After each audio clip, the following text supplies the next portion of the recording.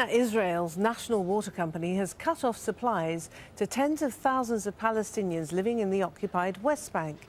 Mekorot has decided to close the valves which supply major areas of the northern West Bank.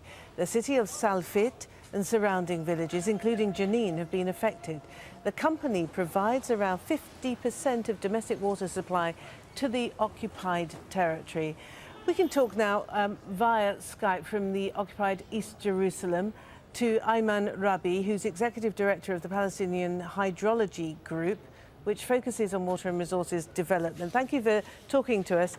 Can you describe for us then how the majority of the 1.7 or so million people in the occupied West Bank actually get their water? Is it through pipes? How do they receive their domestic water?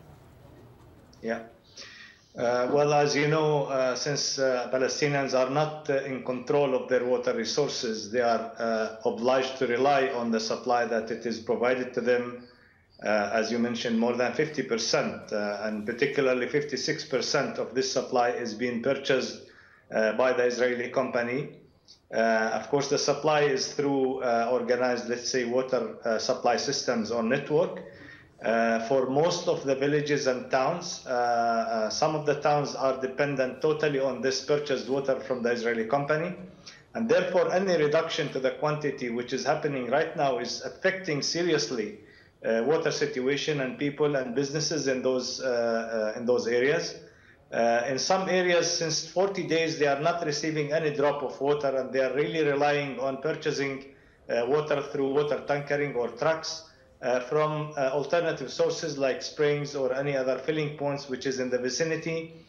Some of them have to wait for a long time before they can get served, and this is also affecting not only the livelihood and economy, but also the hygiene condition, and of course health in general for those areas. Because we're approaching the height of the summer, aren't we? And of course we're in the holy month of Ramadan as well. What reason, what justification does this water company Mekorot give for shutting off water to so many people?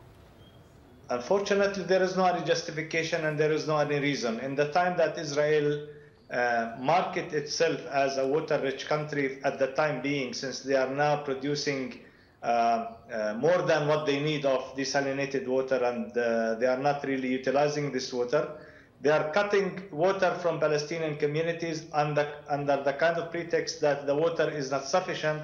So there is really a contradiction that we cannot really understand how this policy is working, and of course I cannot describe it but only just to make more pressure on Palestinian communities. So when this company shuts off the water, as it's done in the past, what do Palestinian people in the occupied West Bank actually do for water?